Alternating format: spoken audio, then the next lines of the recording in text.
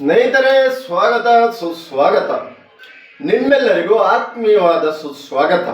ಇವತ್ತಿನ ವಿಷಯ ಕೋಟ್ಯಾಂತರ ಹಿಂದೂಗಳ ಒಂದು ಭಾವನೆಗೆ ಧಕ್ಕೆಯಾಗಿದೆ. ಆ ಜಾಗದಲ್ಲಿ ನಡಿಬಾರ್ದಿತ್ತು, ಅಲ್ಲೂ ನಡೆದು ಹೋಗಿದೆ. ಹಣ ಅಂದರೂ ಹೆಣನು ಬಾಯಿ ಬಿಡುತ್ತೆ ಅನ್ನೋದಕ್ಕೆ ಈ ಒಂದು ಉದಾಹರಣೆ ಕಾರಣ.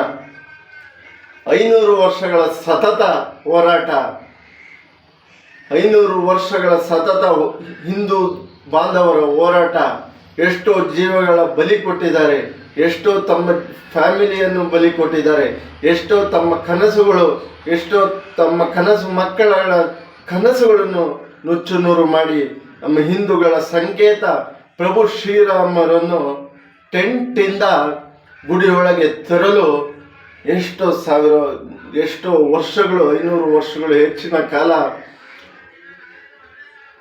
ಮೊಘಲರು ಅವರು ಇವರು ಎಲ್ಲ ದಂಧೆಗೆ ಬಂದರು, ಹೋರಾಡಿ ತಮ್ಮ ರಕ್ತವನ್ನು ನೀಡಿ, ತಮ್ಮ ಪ್ರಾಣ ಕೈಕಾಲನ್ನು ನೀಡಿ, ಹಿಂದೂ ಕೊಠಾರಿ ಬಂಧುಗಳ ಅಣ್ಣ ತಮ್ಮಂದಿರ ಪ್ರಾಣ ತ್ಯಾಗ, ಪ್ರಭುವಿನ ಒಂದು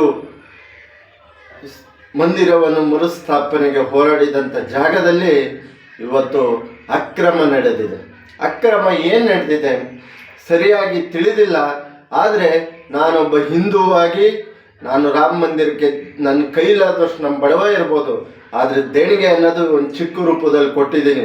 ಅದು 1 ರೂಪಾಯಿ ಆಗಲಿ 10 ರೂಪಾಯಿ ಆಗಲಿ, ನನ್ನ ಪ್ರಭುವಿನ ಸ್ಥಳಕ್ಕೆ, ನನ್ನ ರಾಮನ ಗುಡಿಗೆ, ನನ್ನ ರಾಮನ ಅರಮನೆಗೆ ನನ್ನ ಕೈಲಾದಷ್ಟು ನಾವು ಕೊಟ್ಟಿದ್ದೀವಿ.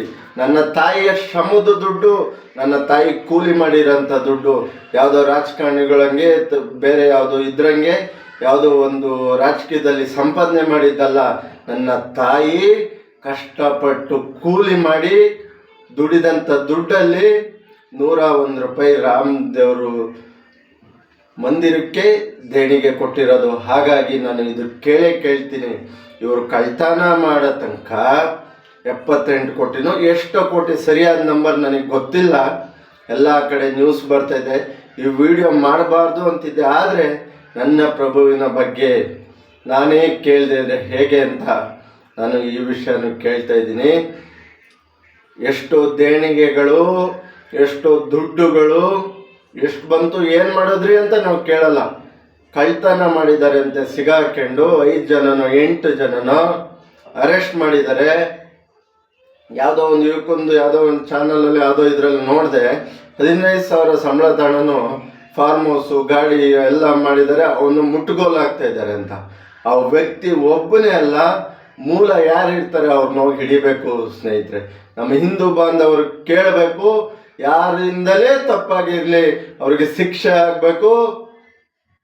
ಯಾಕೆ ಅಂದರೆ ಕಷ್ಟಪಟ್ಟಿರೋ ದುಡ್ಡನ್ನ ದೇಣಿಗೆ ಕೊಟ್ಟಿರ್ತೀವಿ. 1 ರೂಪಾಯಿ ಆಗಲಿ 100 ರೂಪಾಯಿ ಆಗಲಿ, ಲಕ್ಷ ಆಗಲಿ ಕೋಟಿ ಆಗಲಿ, ಹಿಂದೂಗಳ ಸಂಕೇತ ನಮ್ಮ ರಾಮರು, ಹಿಂದೂಗಳ ಆಸ್ತ ನಮ್ಮ ರಾಮದೇವರು, ಹಿಂದೂಗಳ ಭಾವನೆ ನಮ್ಮ ರಾಮದೇವರು.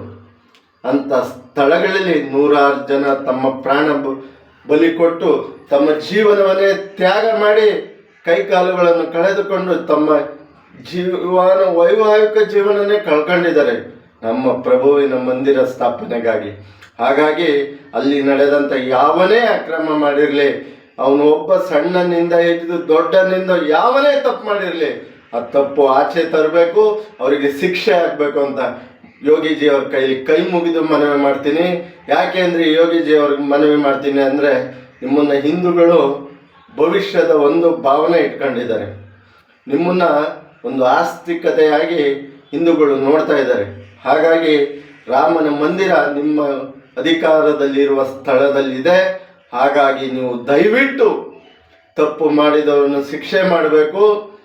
ಅಯೋಧ್ಯ ಮಂದಿರ ಬಾರ್ ಕೌನ್ಸಿಲರ್ಗಳಿಗೆ ನಾನು ತುಂಬ ಹೃದಯದ ಧನ್ಯವಾದ ತಿಳಿಸ್ತೀನಿ. ಯಾಕಂದರೆ ಇವತ್ತು ಸಭೆ ಮಾಡಿ ಯಾರು ಆರೋಪಿಗಳ ಪರ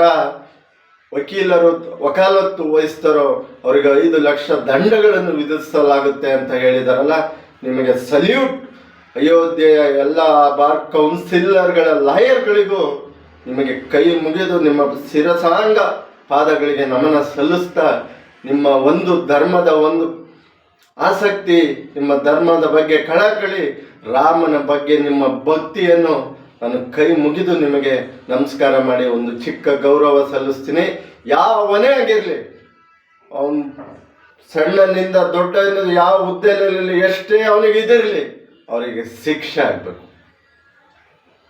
ಏನ್ರಿ ಕಷ್ಟಪಟ್ಟು ದುಡ್ದು ಮೈ ಬಗ್ಸು ದುಡಿಯೋಕೇನ್ರಿ ಕೋಟ್ಯಾಂತರ ಹಿಂದೂ ಬಾಂಧವರು ಬೆವರು ಎಲ್ಲ ರಕ್ತ ಸುರಿಸಿ ದುಡ್ದಿರೋಂಥ ದುಡ್ಡನ್ನ 1 ರೂಪಾಯಿ ಆಗಲಿ 100 ರೂಪಾಯಿ ಆಗಲಿ 1000 ರೂಪಾಯಿ ಆಗಲಿ ಕೊಟ್ಟಿದ್ದಾರೆ.